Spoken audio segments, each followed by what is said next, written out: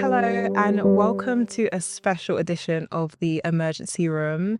This is a podcast hosted by the Youth Collective where we interview different people in the creative space and talk about pressing creative issues. As you can tell, we don't have a guest for this episode. It is just Jen and I. So, should we introduce ourselves? Yes. Hello, my name is Jen. I'm part of the Youth Collective. I've been part of it for 2 years now, and we are essentially the voice of you guys. You've seen us on forums. You may have seen us in events and socials as well. And outside of the Youth Collective, I am a shoot and video producer and art director. Cool. I am also part of the Youth Collective. I have been part of the Youth Collective same time as you. Can't remember the math you just did, but whatever us Jen did, apply it to me. This is my final year as a Youth Collective member, and I'm so excited for the upcoming socials, upcoming things we have to offer. Outside of the Youth Collective, I am a writer and a producer. So I produce theatre, I produce literary events, literary workshops, that kind of thing. At the moment, I'm producing my life, which is the most important creative project at the moment. But I love being in creative spaces and I'm always talking, seeing art. So yeah, that's me. Yeah, so today our topic is creative collaboration. If you're in our forums, you would have seen that we sent out a little feeler for questions and a lot of you guys answered, so thank you so much. So I guess like the first question that the populace would be interested in is what have we collaborated on either together or like with other people outside of the Youth Collective or outside of us? Well, I think the obvious one is the Youth Collective. It's been a group of 10 to 12, fluctuated between that number, of members of the young community who have got into this collective to serve, as Jen said earlier, a representative, to plan events with our community manager, Neil, to work on some of the kind of digital offers we have, whether that's like our newsletter, our forum, our podcast, which is happening right now. And that the main kind of site of collaboration for that is our monthly meetings. We kind of ideate, critique things, timeline them, work together. And naturally, some people take a bit more of like a leadership role in those individual projects, but we definitely all support each other in making things happen, in being an extra pair of eyes, an extra pair of ears for whatever's happening. So yeah, that's probably the first instance of collaboration that we've collectively experienced. Yeah, we as a pair have also collaborated on Fisola's wonderful magazine called Wordstew. I helped out with the graphic design and some like the visual storytelling of the first issue called Reconnect. That was when we first met like last year, like 2 years ago? Something like that. Yeah. 2 years ago in Shrewsbury. In Shrewsbury in like literally the first time. Oh, we were like, all right, let's work together. So yeah, that was probably my first instance of like out of education collaboration, because obviously you collaborate with your peers at uni, but that was my first time collaborating with creatives that I hadn't been educated with, and that was really, really fun. Yeah, it was lovely to bounce ideas off of people who were very willing to listen and also like were willing to give construction and feedback. So yeah, that was really fun. Really proud of it. You should check it out because it's really cool. Yes, there's a digital version which you can read. We'll have all that stuff linked below on whatever platform you're listening to. But honestly, it has been such an amazing experience. I think especially from like our different vantage points, like I've been building Wordstew as like a broader project, and then having Jen come on for the magazine as that specific little baby that we've created has just been really, really cool. I've learned so much about myself as a collaborator. I've learned so much from you and your expertise and your interpretation of the process. So it's been really great. Yeah, it's lovely because not obviously, but I'm not much of a writer. I'd like to be. We're getting there, but like We will get there. it's lovely to like talk to people who like understand words so well, and then like pairing that with someone who's a bit more visual. It's been like it was a lovely process. But yeah, moving on.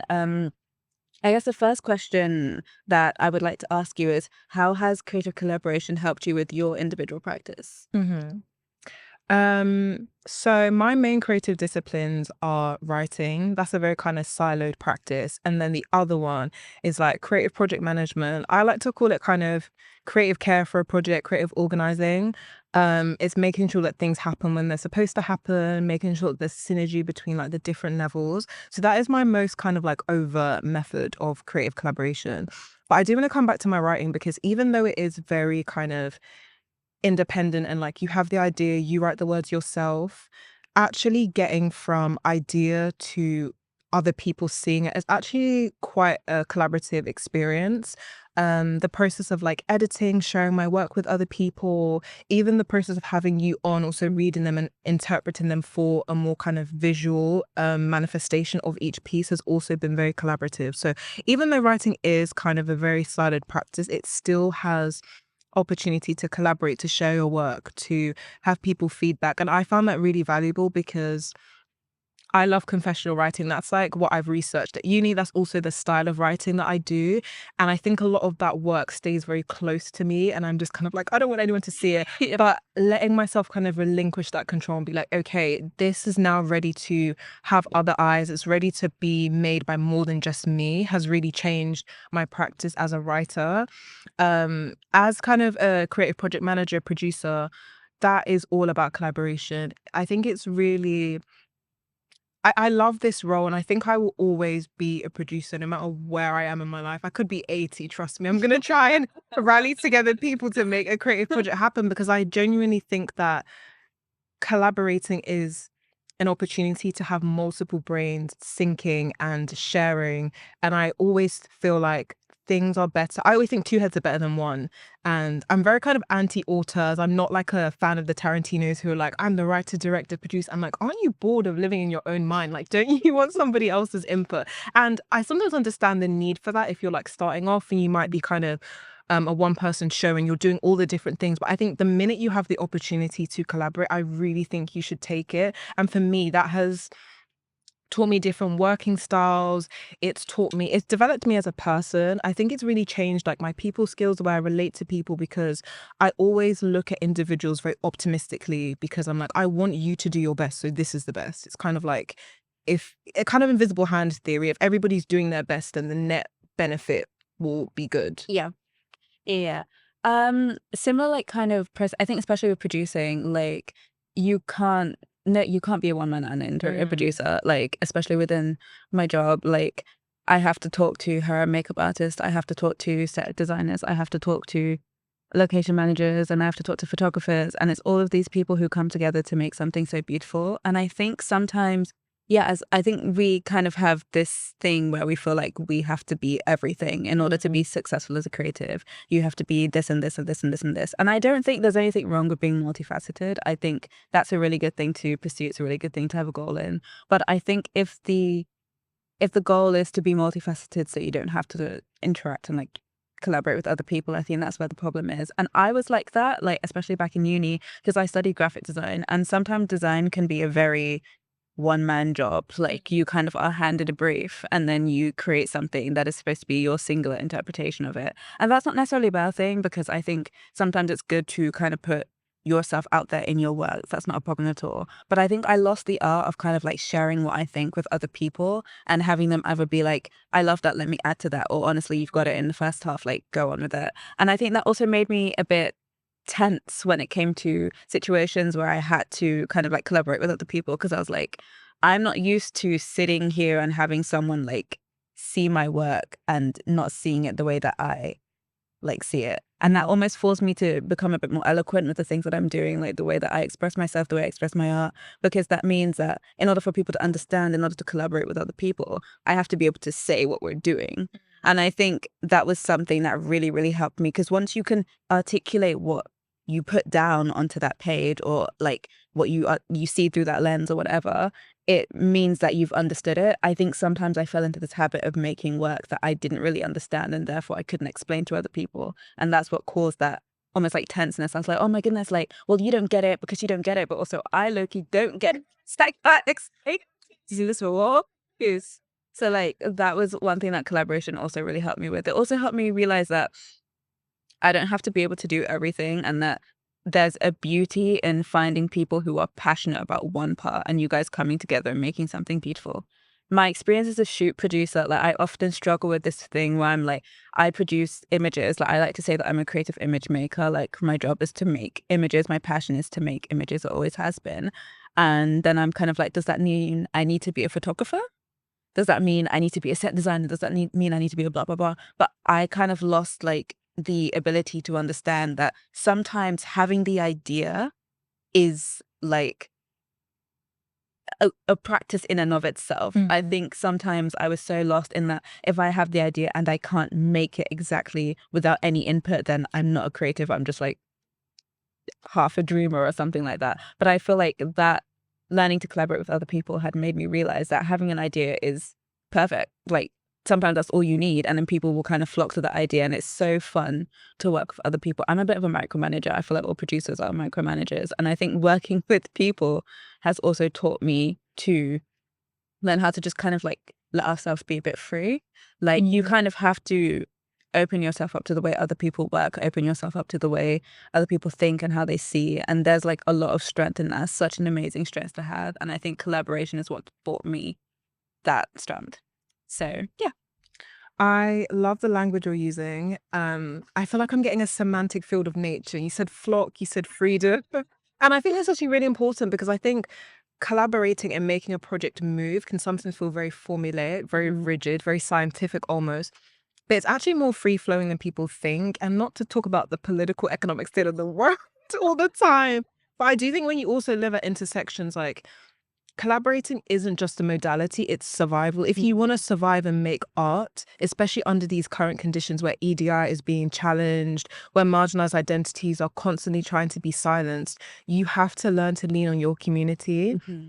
And that sometimes mean like an ego death that you're not ready for. Like I'm going to have to be vulnerable to strangers, or I'm going to have to humble myself and swallow what I thought was a really big creative vision for a smaller stake in the project, because I'm going to let everybody else have that kind of aspect. So yeah, I think we're going to talk more about like the tensions that you were talking about later on. But yeah, it's a very varied experience. It's not all just like, yeah, let's link arms and make some cool art. Like it's a journey. Yeah. Journey.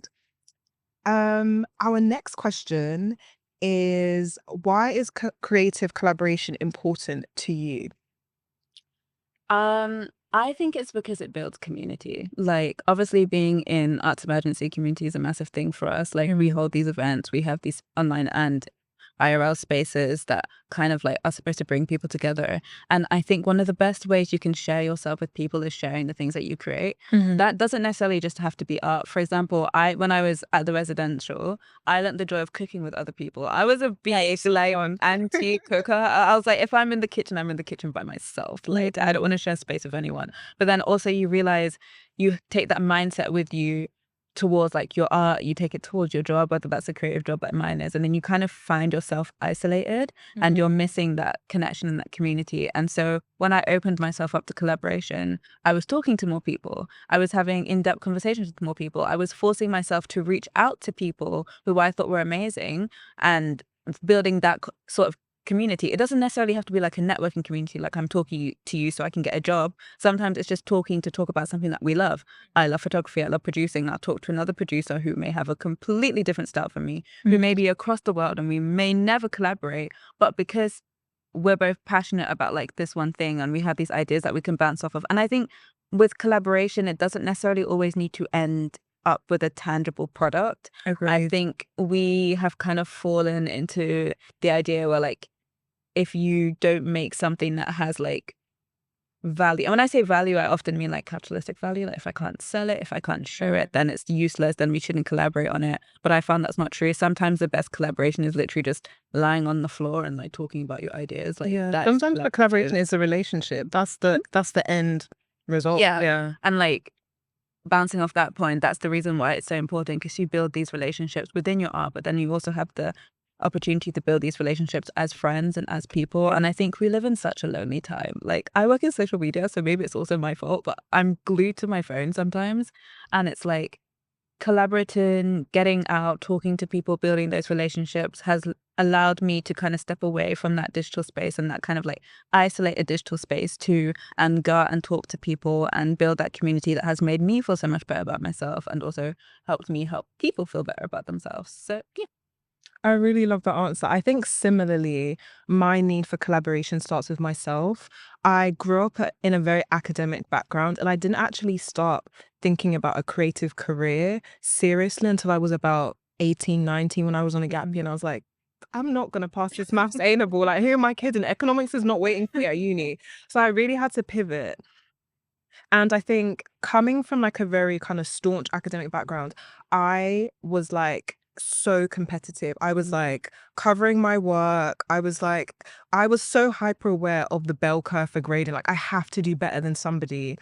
But I feel like almost shifting from like more kind of, I actually don't want to make the dichotomy between academic and creative, because I think those things actually happen at the same time. Like, a lot of creatives are like really deep researchers and whatnot. But I think academia in its traditional kind of competitive sense is like the other side of creativity and collaboration. I feel like I almost had this mission to be like, I now have this like itch in my brain to start making start making creative work. And the only way I'm actually going to do that is not by competing with people, even though the industry is scary and we're all fighting for the same jobs. But at the same time, like, everything is made by many people, and it's in my best interest actually for everybody to be the best at what they do. So it shifted me from like seeing people as my competitors to then seeing them as my collaborators and genuinely wanting them to do well, especially at a producer role. My main interest is how can I make somebody do their work best so that the summation of everything is like as good as it can be.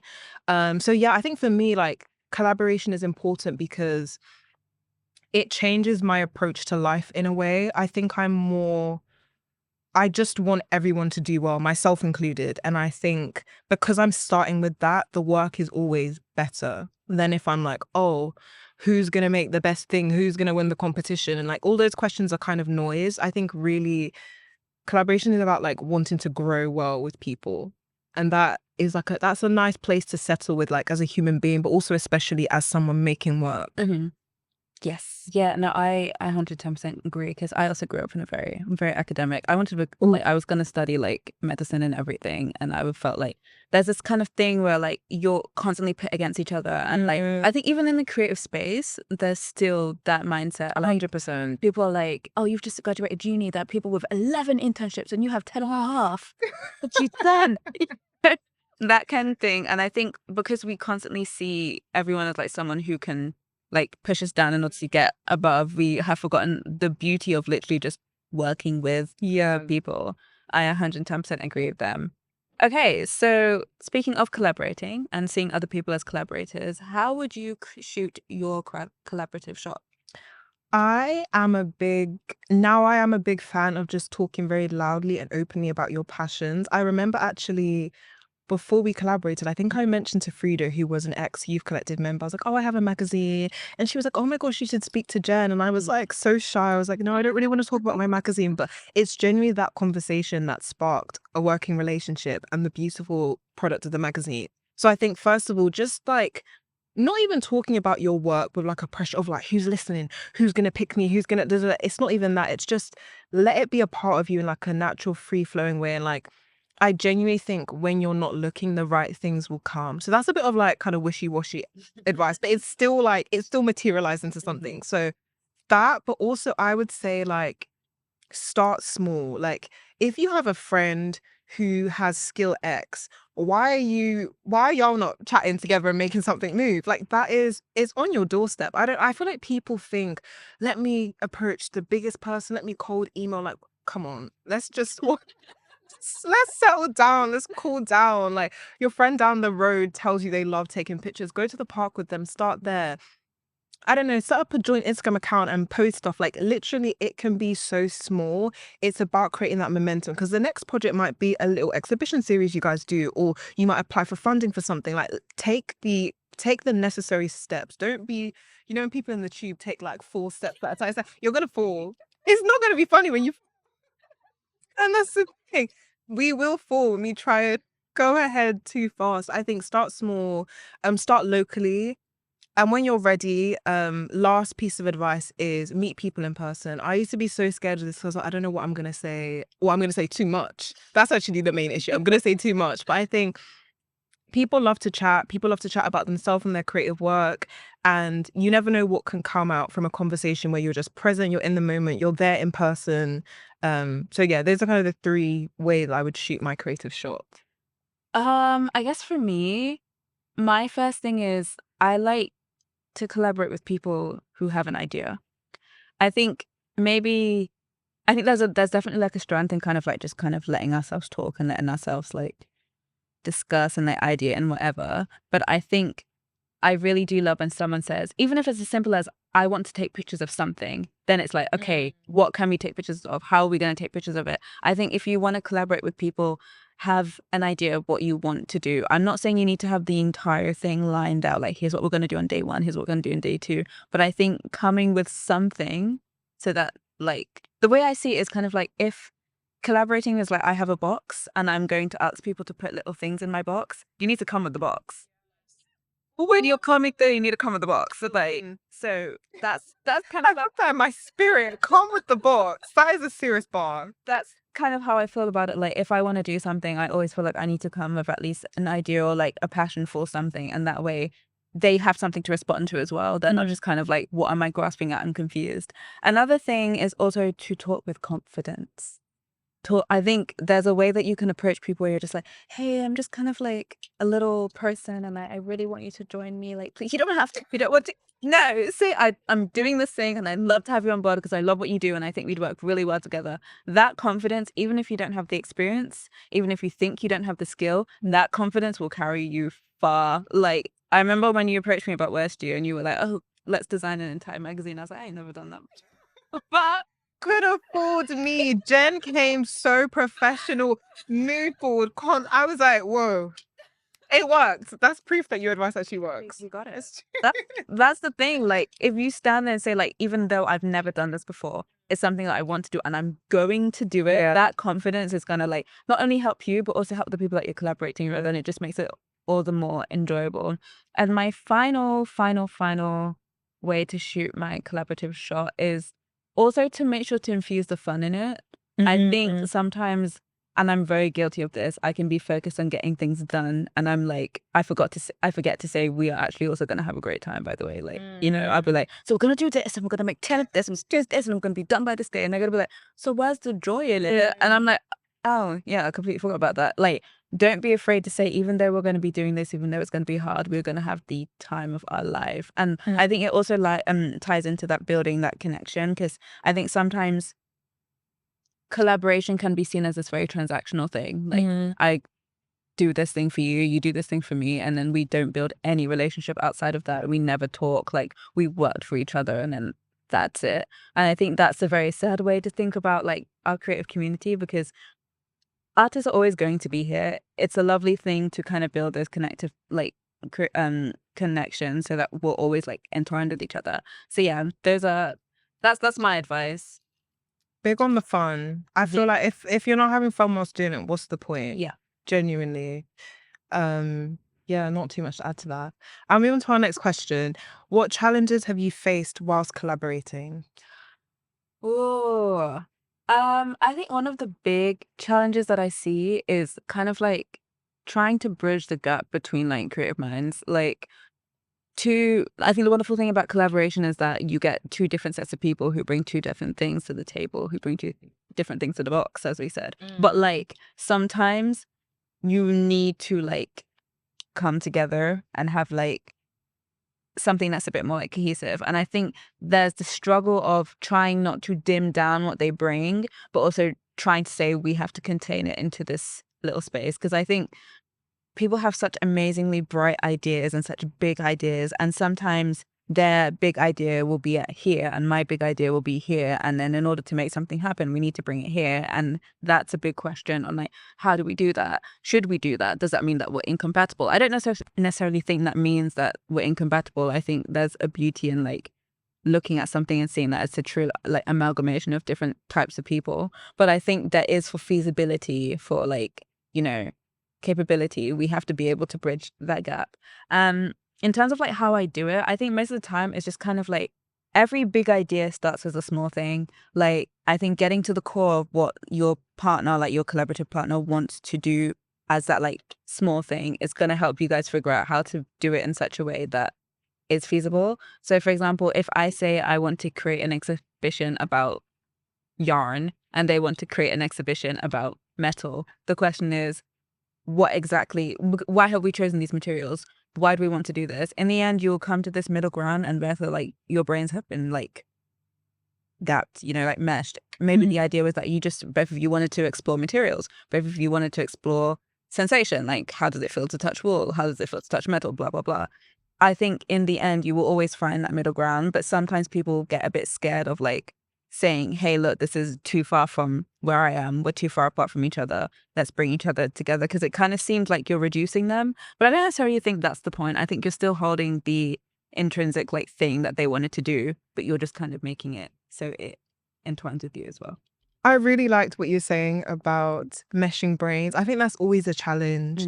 I think ideation, the initial part of a creative project, is always really exciting and like buzzy. But I think part of the collaboration process is like simmering things down and like, okay, how are we actually going to make this materialize beyond all the exciting things in our brains? I'm going to address one of the questions that came up in the forums chat, which was about working with budget. I love this question because it kind of itches the very like kind of formulaic part of my producer brain. And I think it's all about transparency and expectations, because I think as a producer, sometimes I see ideas in terms of like a resource. So if someone's like, I want to do a 3-room exhibition, I'm thinking, okay, do you have 5K? And it's not because I'm turning this into like, I'm like letting money take precedent or anything like that. It's because money is an avenue for the way that we materialize our ideas. It's just the way the world works. We live in a capitalist society. Literally, the sky is blue. So I think it's about being really transparent with people, especially if you're working in like a multi-department project where you have really kind of resource intensive sections of the project. Like you might have set and costume, for example, in theatre, you might have lighting, whatever you have, you just actually need to let people know from jump, this is what we have and this is what you're working with. As the head or like the kind of, I don't know, creative steerer of a project, it's up to you to source as much money as you possibly can. It's very difficult in this climate. I mean, Arts Council England exploded like a couple months ago. So it's very hard to get money. No one's disputing that. But I think once you know your concretes, then it's up to you to be like, okay, what are my priorities and how can I communicate really transparently to people? Like, are they getting paid? Is it voluntary? Will there be extra finances so they can source material, or like will we be doing a little bit more scrappy borrowing and kind of making things ourselves? Like just let people know. And I think once people know the remit within they can work in, it doesn't prevent all kind of conflicts, but I think it does mitigate the really intense ones.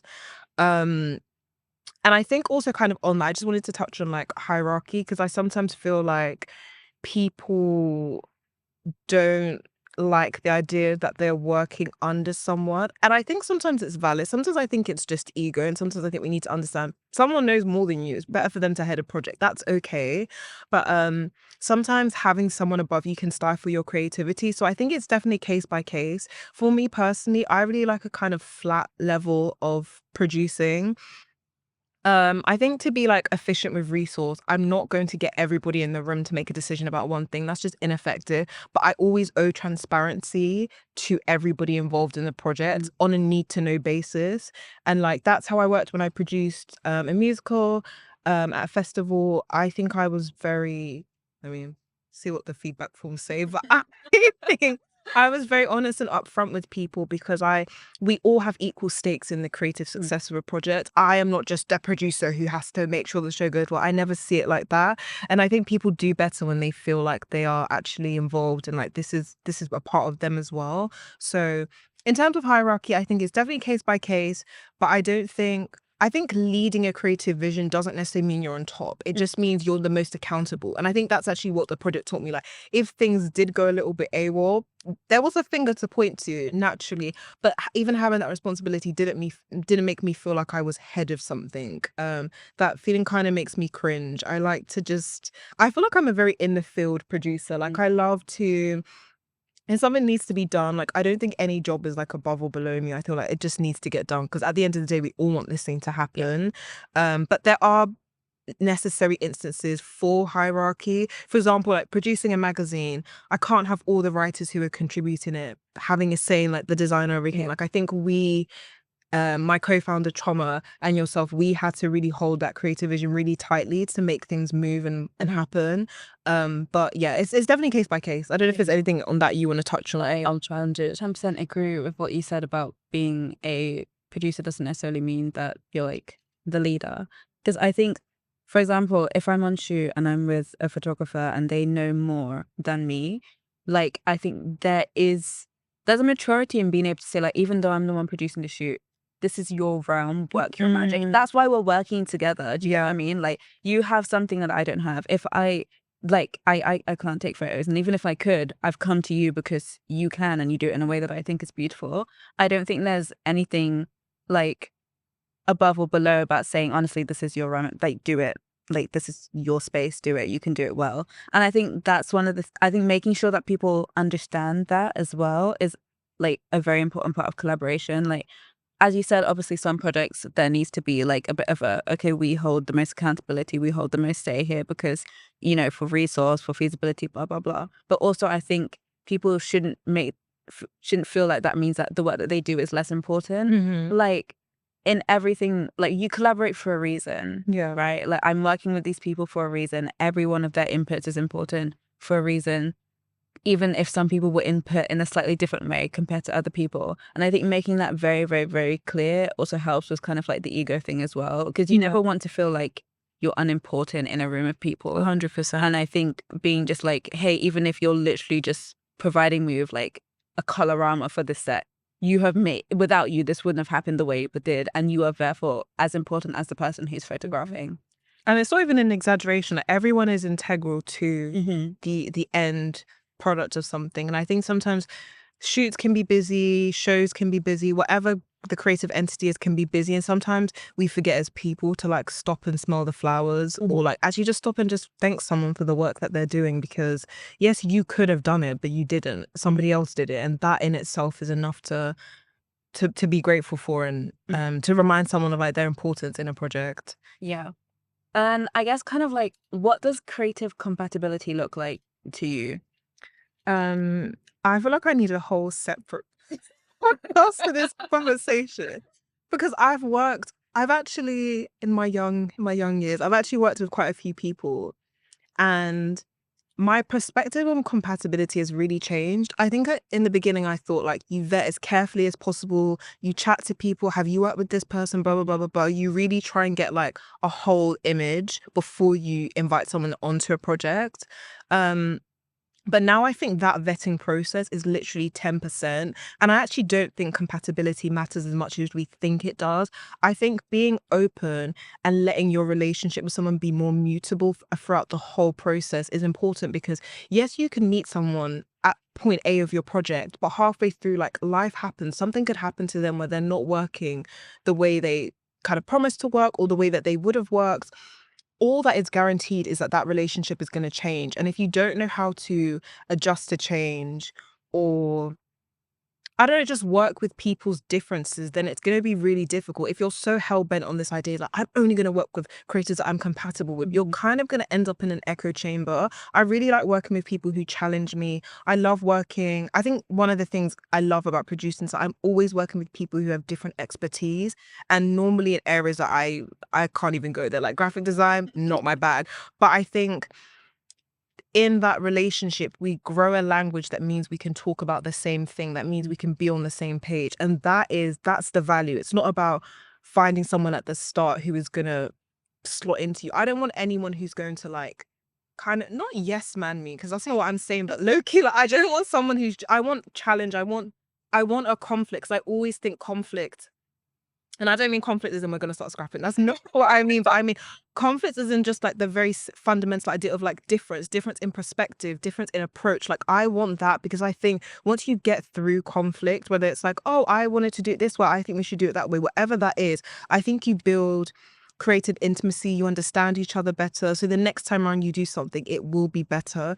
And ultimately, you're working for the success of the project. I always come back to that. You're working for the success of the project. So if you let people exist as they are, I think they're going to create the best work. And when I was working on a show, like, we were very big on getting people's access needs, but not just like in a kind of like a medical sense. Obviously, we had to do that for like safety and whatnot, but also just like, how do you work? Like, do you want me to send you a massive Google Doc? Do you want us to voice note on WhatsApp? Like, what does successful communication look for you? And that's just something you build over and over again. Like, we could start doing something online and you're actually like, I'm not gonna lie, so this doesn't work for me, I want to do something different. I think it's the receptiveness to change that is more important than the compatibility.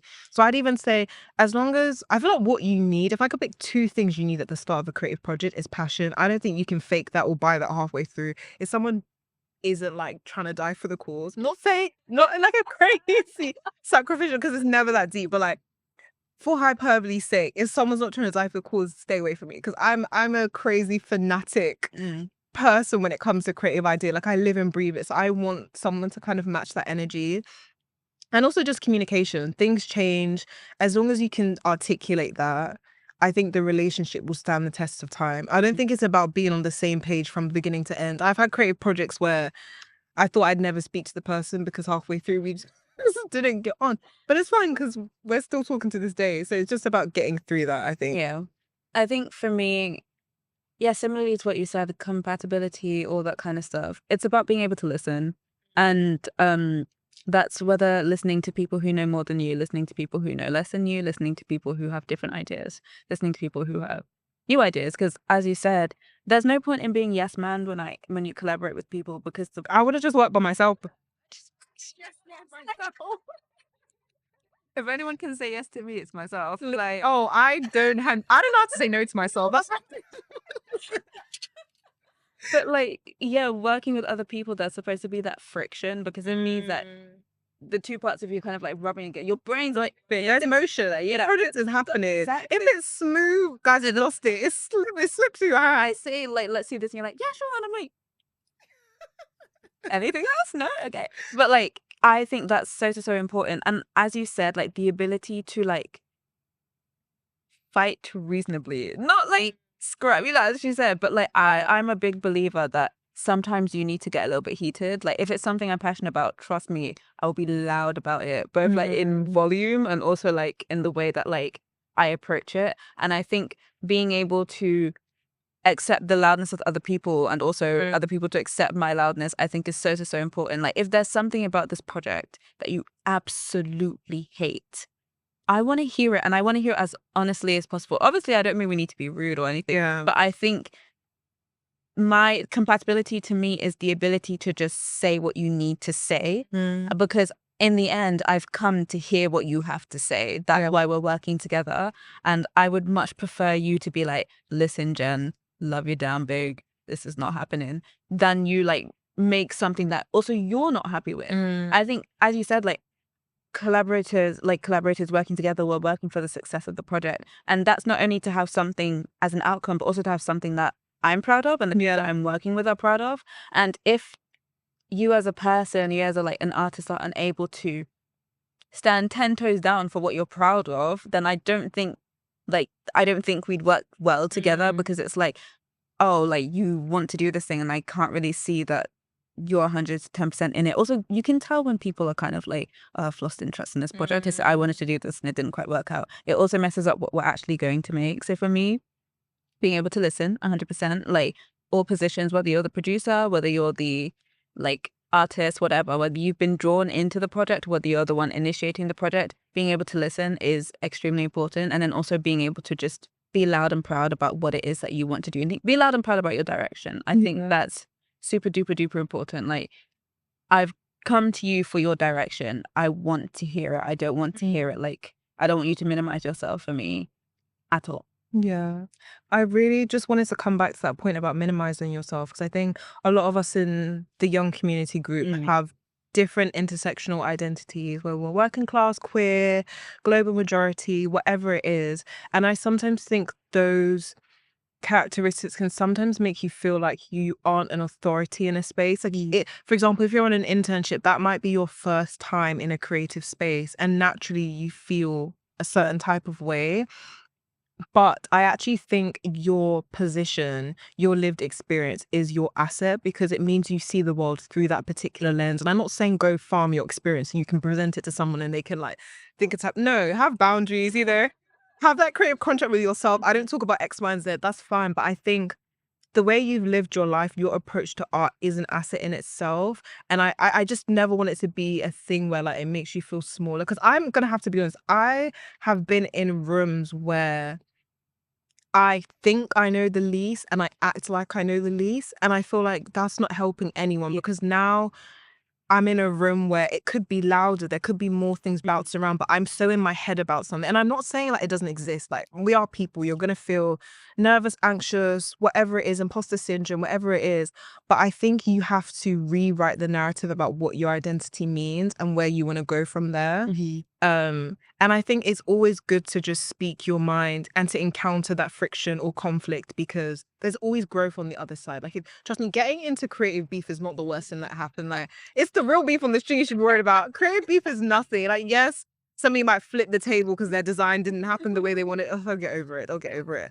But I did want to come back to the magazine because this is a product of so many iterations. This is literally us going back and forth about like the layout, about what we wanted to do with the way like the way things are laid out, the way images interact with text. Like you're looking at this and thinking like this is it, but this page literally holds so many email threads, so many Google Meet calls, and just so much like intention and passion and communication, which is all what we've been speaking about. And I think again that makes a successful product. So just wanted to come back to this because this is our example of us working together.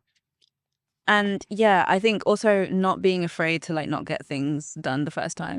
Like I think sometimes there can be this fear. I think especially in the kind of world that we live with, like this productivity is like constantly kind of beat into us. Like you must be able to get 10 of these out in one day.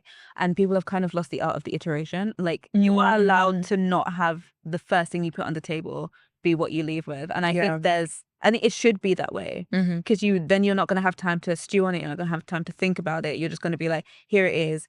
Here's like the first thing that came into my head, take it or leave it. And I think people who are unable to work through the process as much as like the result can tend to lose like the joy of collaboration. Because I think the whole point is that you're working with someone through something. Like the collaboration comes through the process, not just like through the end product.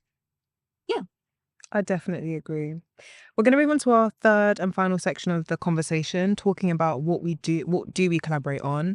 And the first question is, what do you consider before reaching out to others for collaboration?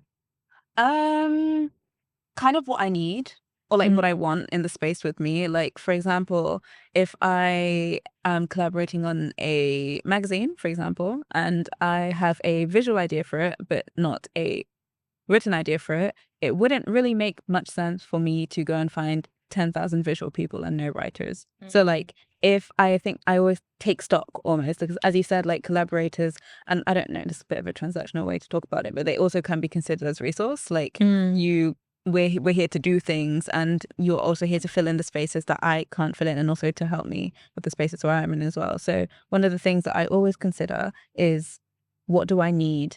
And like, where can I get it from? Another thing also is kind of like, what about you as a creative am I interested in like interacting with? Is it like your passion for this kind of thing? Is it the way that you articulate yourself? Is it the way that you think? Is it your process? Is it the result? Blah, blah, blah. I think it's really good to kind of like, not just mindlessly like, be like, hey, do this and do this and this and this for me. Like, let's do this together. Because sometimes you can kind of then when you're both sitting in the room together, this person will ask you, so what is it about me what is it about me as an artist that you want? And you're kind of like, mate, I have no clue. And that's not really helpful for anyone. And I also don't think it's helpful for you. So yeah, what do you need? And also, what about the person that you're reaching out to entices you? What about them makes you go, I really want to make something with you? I think that's a really, I'm kind of seeing that step because I feel like that also preps you for like a more long-term relationship. Like you're invested in the person as a creative over just what they can do for the project. My answer is a little bit of a boring practical one, but before I ever reach out to people, I make sure I have a timeline of the overall project. Just as I think people's time is really valuable. I'm a girl with very few spoons. So if you want me on your project, I need to know for how long, how much effort should I be like putting into this? What are the expectations? Like I really need to know those practical details. So I sometimes think it would be nice for somebody else to know that. Obviously, it doesn't always go to plan, but if I know, for example, I think particularly in my work in theatre, this is crucial because you don't have tech for the whole 6-week run of rehearsals. You'll have them maybe for festivals, you have them on the day of the show. You'd have them in the morning. So I need to know very prudently how I'm going to use my people resource, what are the priorities for the day. Um, for the musical I produced, we had a movement director come in, I think once a week. Again, like I need to know I just need to know what's what. I need to get my ducks in a row before I'm reaching out to people and saying, do this, do that. Can you do this? Can you do that? Because I think for them, if you're coming into a project, you have your own mini timeline. So you need to know what you can do in the kind of the parameter of that time. Um, and I also think as well, this is my wishy-washy, what I do before I collaborate. But I think I just like to chat to people. I'm definitely like I'm an in-person bandit. Like, come and see me. Let's have a coffee. Let's chat. Let's like, I don't know. The next best thing is let's do it over like a phone call or a voice call or whatever. But I just like to like feel a person, like their presence and their energy. And I always like, I feel like the buzzword of like people focused producers always turn around, but I mean it. I will die on that hill. Like it's the people first. And I always say this to people, like for myself, like my mental health is number one priority. If I'm not feeling good, I can't make good work. And that's how I look at other people as well. So just like checking in on the type of person, are you someone who would want me to even check in? Like, am I doing more good by letting you just kind of do your own thing on the side and letting you come to me? Like just knowing someone on like a fundamental human level, I think that's one of like the first steps before I'm like, okay, let's start making work. Okay, we might need to like blast through these questions this week. We don't have a lot of time. Is there ever a time when a collaboration isn't the right path? Of course. Sometimes like naturally. Next question. What I will quickly say on that is never force it. You'll feel it in your gut more concretely if things are not working. For example, logistically, timing's not happening. If resources are moving the way you want, don't collaborate. Postpone the project. Find someone else. Do you know we are the youth? The young community has over 2,000 people. For example, if you wanted to start there, you would find somebody. So never force anything. If it doesn't flow, let it go. That's it. I think for me, it's not the right time to collaborate when the collaboration is a way to get out of learning something. For example, like if there's a skill that I want to develop, but I'm like, I can just get someone to do it for me. That is not the right time to collaborate. Then I'm not doing it because I want to like work with this person necessarily. I'm doing it because I want to get out of going through the tough like experience of learning something new. And I think that can be almost like a double-edged sword. Actually, it's a very single-edged sword. It's just bad, right? Just do it. Okay. And then our final question is, what's a dream project you'd love to collaborate on? I'm really into community spaces. I've kind of changed jobs a little bit and I'm working more in like I'm in community spaces more is what I'm trying to say. And I would love to run kind of like an adult write and play craft situation that runs regularly. And that is kind of very like peer community led, has different facilitators who are writers of like kind of the same level, like peer sharing. Also with a heavy element of play. If you hear anything about me, I love a game. Bring the games, bring like a fun kind of creative spin on it. Like a kind of like a writers collective that is really holistic in terms of like developing craft, but also letting people exist in a space together and get those life experiences that prime you to then go back and do the writing. So kind of experience that feeds everything. Don't know how I'm gonna do that, but I'm staying green, I'm staying warm. Yeah, hopefully that happens soon. I guess for me, I recently discovered that I love food. Like I love food as like a creative medium. I love food as like an art form. And I would love to do something around food and space. Like whether that's using food to decorate a space, but it's using food to like create a space. I just want, because a lot of my work is very like flat. It goes onto social media. I don't really get to interact with it. And I've kind of missed doing things that are a bit more experiential, like in a room and in the setting, all that kind of stuff. If I can do that with food and set, like Food, I'm hearing food and writing workshop. My brain is.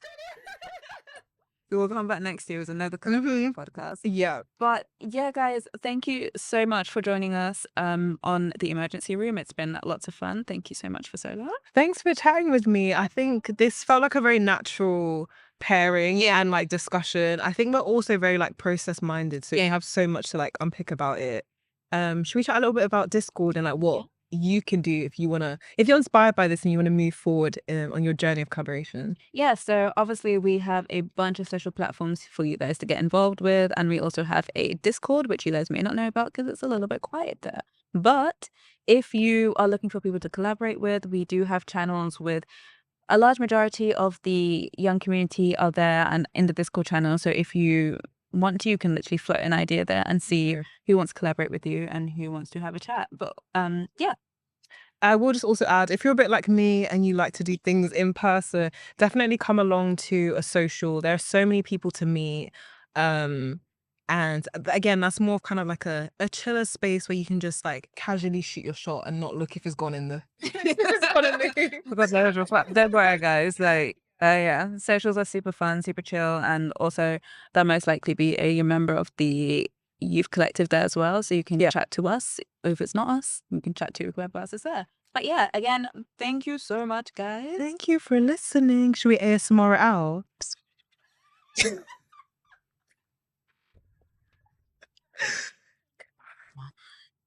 for listening.